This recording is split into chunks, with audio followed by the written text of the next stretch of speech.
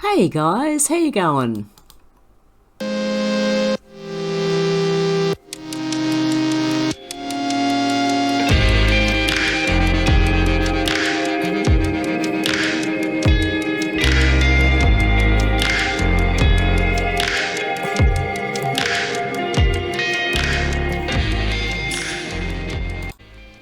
Hey guys, you worried about the effects of 5G radiation? Well, let me introduce you to the affiliate of this video. They're called EMF Harmonized, and they filter out the harmful RF waves that actually damage our DNA. Kids are also more susceptible to the RF waves than adults are, and what they do is EMFs clump together red blood cells and cause lots of problems. This technology prevents that. And as you can see, they have products for your phone, your tablet and your computer, as well as your body. You can actually buy these for your body. So if you'd like to help a fellow truther and help me out as well, please check out the affiliate link down below. They also actually have a video showing you the red blood cells, how they clump together with 5G radiation, and how this technology protects you from that. Okay guys, if you're interested, check out the affiliate link below. Thanks guys. Hey guys, before I start, I would like to thank Catherine. Thank you very much, and thank you to all my PayPals, Patreons and everybody for just listening and watching. Okay, and you'll find my PayPal link down below if you'd like to help me out. Oh, it's bad. Okay, we're going to go through this is a test. Okay, I'm just going to read an article from stayatHomeMum.com.au, a stay-at-home mum in Australia.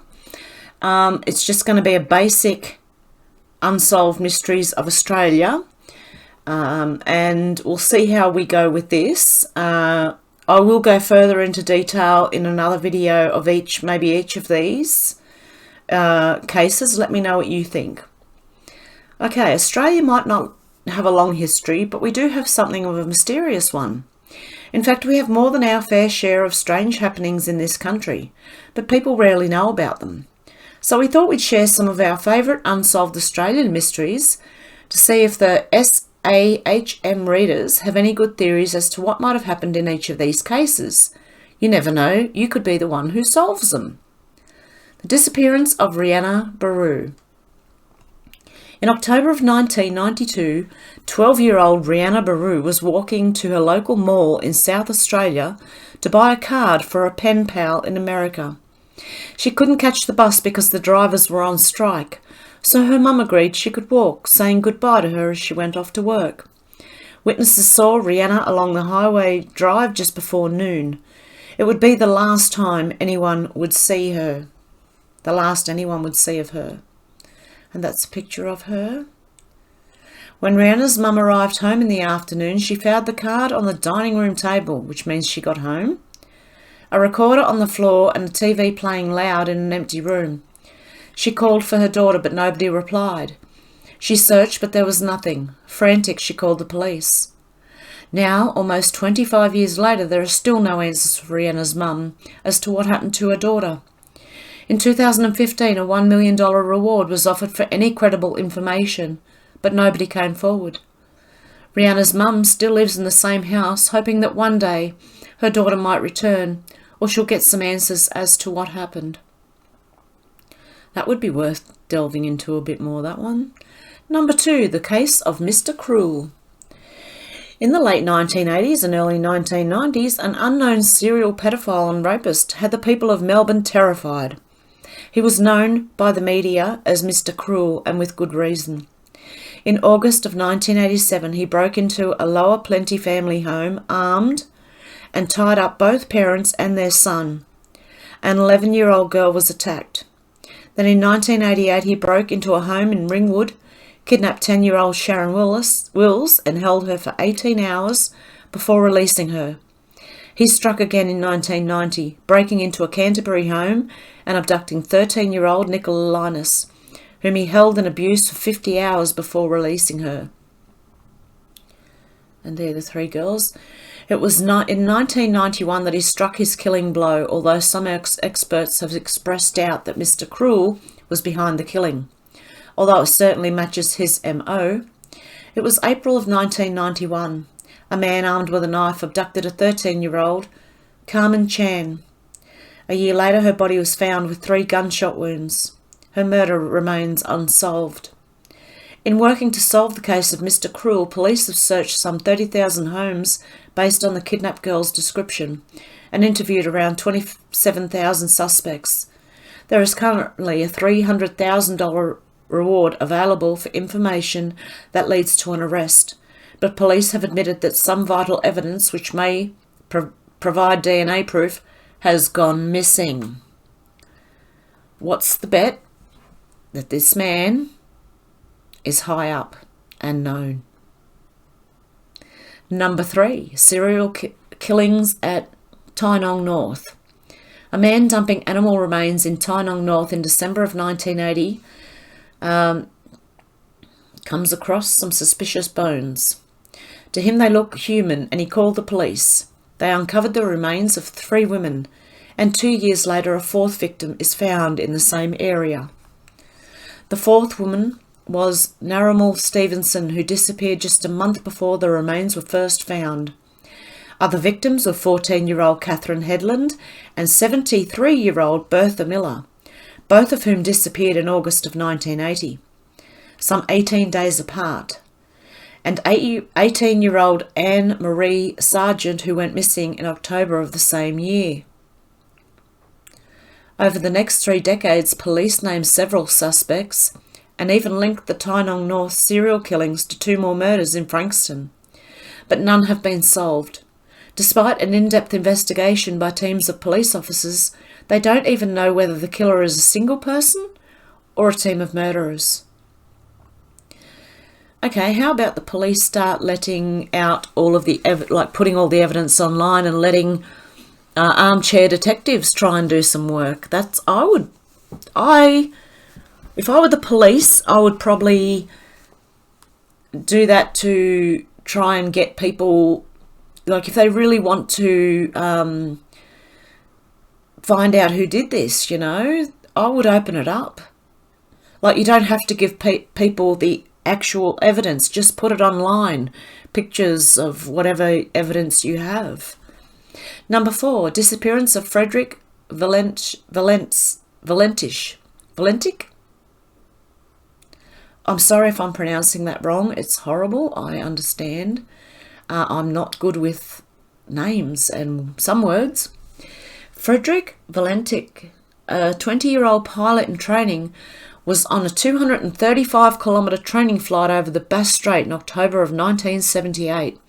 His aircraft was a light plane, a Cessna 182L, and Valentich had around 150 total hours of flying time.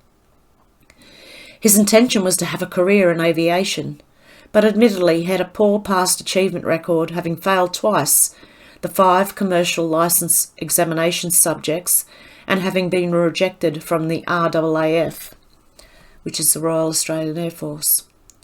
On this flight, however, something was wrong. Valentich radioed into Melbourne Air Traffic Controller and reported that he was being followed by an aircraft around 1,000 feet, 300 metres above him. He reported that the aircraft was large, unknown to him, and moving at high speed.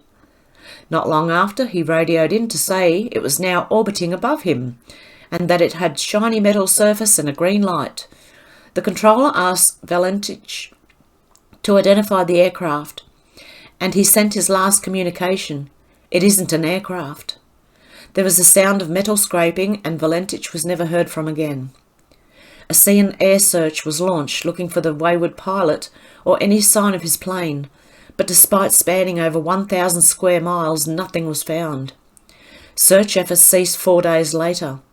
Many theories have been suggested as to why Valentich reported what he did.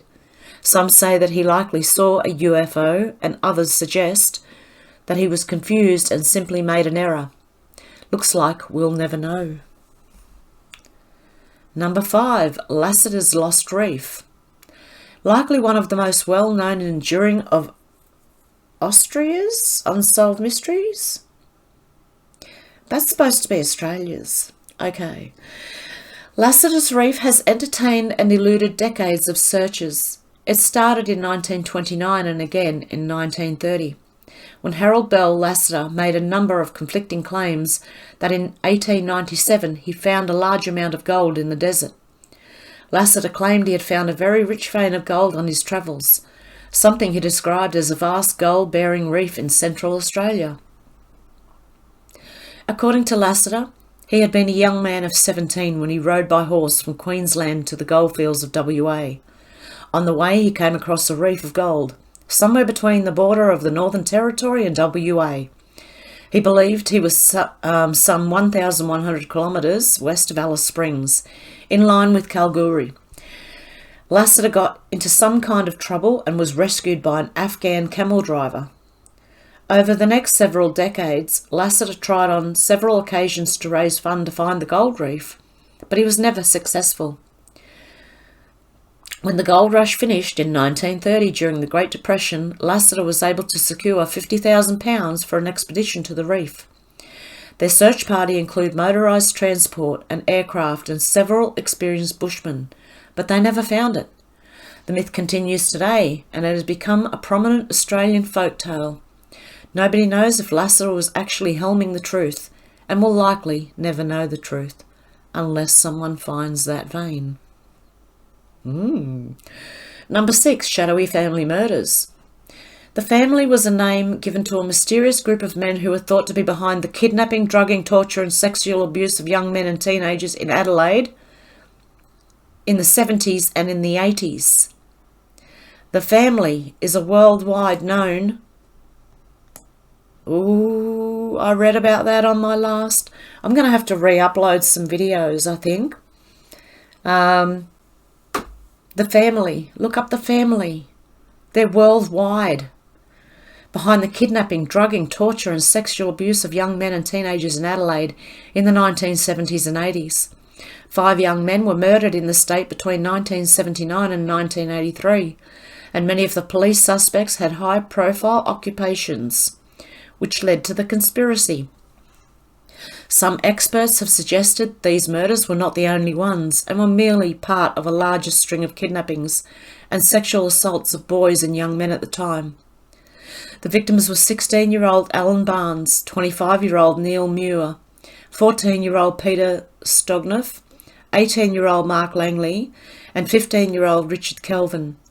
Bodies were found in each case, and although little could be determined from Peter Stogneff's murder, the other 4 all died of massive blood loss from anal injuries. Police believe that as many as 12 people were involved in the killings, including a number of high-profile individuals. Despite this, 4 of the 5 murders remain unsolved, with only one person jailed in the murder of Richard Kelvin, a man named Bevan Spencer von Enum. Enum was also the last person to be seen with Neil Muir after his abduction, and is currently serving life in prison. A $1 million reward has been offered for any information that leads to a conviction in the other cases. Again, I can guarantee you these are going to be high-profile people. 7. The man on the crucifix. Fisherman Park Peterson was out on the Hawkesbury River in August of 1994 when he felt a strong tug on his fishing net. It was a lovely day and Mark was convinced he'd snagged a decent haul. Unfortunately, what he pulled up from the water was not fish at all, but a heavy piece of steel in the shape of a crucifix. Attached to it were the remains of a person. Peterson rang the police in shock and they took possession of the remains and the crucifix. Forensic pathologists found that the remains were of a human male aged between 21 and 41 and that the body had been intentionally arranged on the crucifix.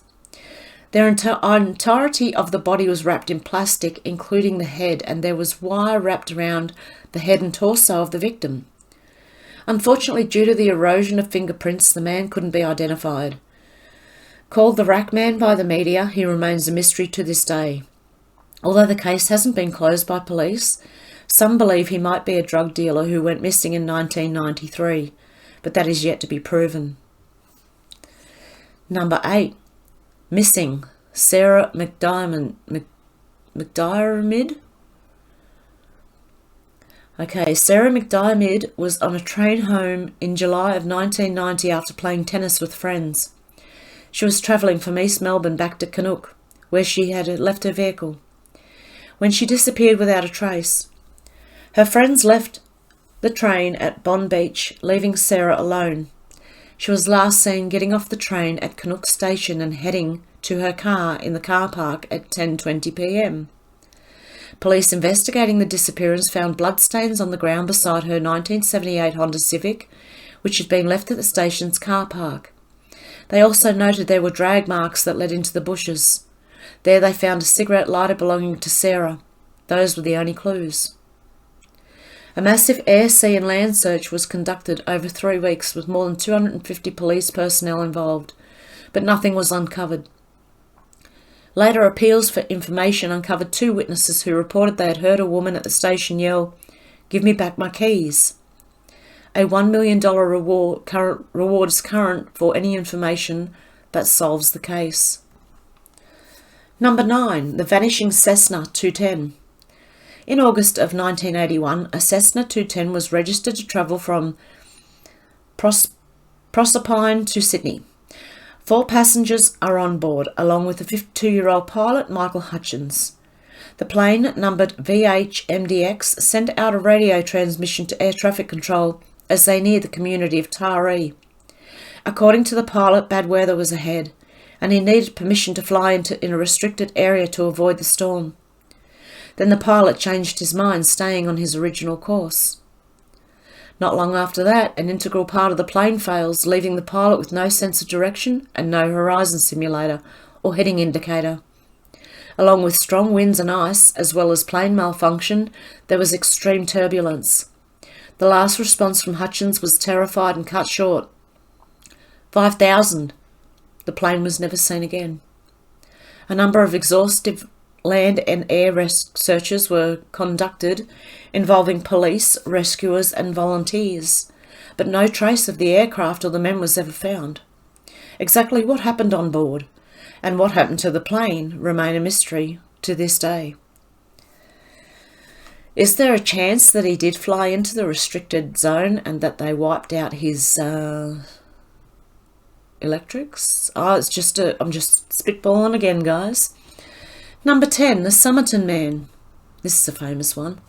The Somerton Man is probably one of the most internationally renowned of Australia's unsolved mysteries, sometimes referred to as the Tarm and Should case. It involves the discovery of a man's body on Somerton Beach in the morning of December the 1st, 1948. The case is referred to as such because some months after the body was found, police uncovered a scrap of paper in the man's pocket, which was printed Tarm and Should, or Shud. The phrase means ended or finished in Persian. Police were unable to identify the man, although his autopsy suggested he had not died of natural causes, but had in fact been poisoned and possibly left at the beach, instead of having died there. Clues on his body seemed to lead to more questions, and it didn't get any easier when his suitcase was discovered 6 weeks after his body at the train station. The scrap of paper in his pocket came from a rare New Zealand edition of a book of poems, which police tracked down. Someone had stashed it in the rear footwell of a car. Inside they found indentations of other writing, which they believed to be a code or encryption. The case of the Somerton Man is considered to be one of Australia's most profound mysteries, and has been since it was first uncovered. Years later, there is no consensus as to who the man was, how he really died, how he came to be at Somerton Beach, or where he might have come from. A local woman named Jessica Thompson was linked to the case, but continued to claim she didn't know the dead man. Some think he might have been a spy, but the truth is, we'll never know. What other unsolved Australian mysteries are you aware of?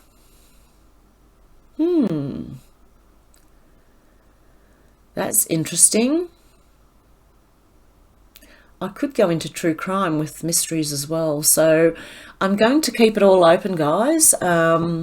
and you can let me know what you think down below. This is just a test to see if I can be monetized at all, or whether they're just picking on me now because most of my previous videos cannot be monetized.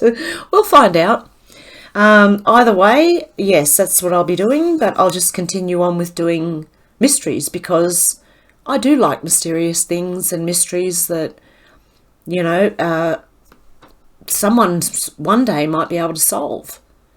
But I have a funny feeling if I dig in to some of these stories a bit more, which is what I might do, that you never know, I might be able to find some more information, especially about the one of the family. That was very interesting, guys. And if you had if you've been with me for a long time and you listened to my videos, which were on Have Truth Seeker, and I had about 4 or 5 on the family, I think. I read the CIA report, the released documents of the family, and that was over in the US, and I believe they are worldwide. Okay, guys, let me know what you think down below. You have a good morning, afternoon, or evening, wherever you are, and I'll be back very soon. Okay, guys, bye.